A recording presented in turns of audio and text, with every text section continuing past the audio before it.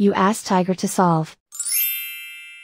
This deals with linear equations with one unknown. The final result is x equals 5/4. Let's solve it step by step. Simplify the expression. Expand the parentheses. Simplify the arithmetic. Expand the parentheses. Multiply the coefficients.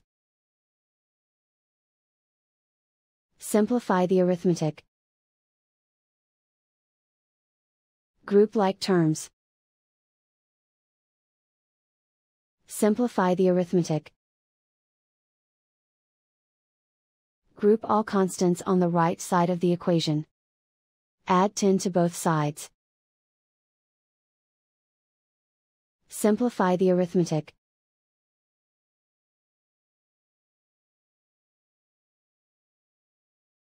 Isolate the x.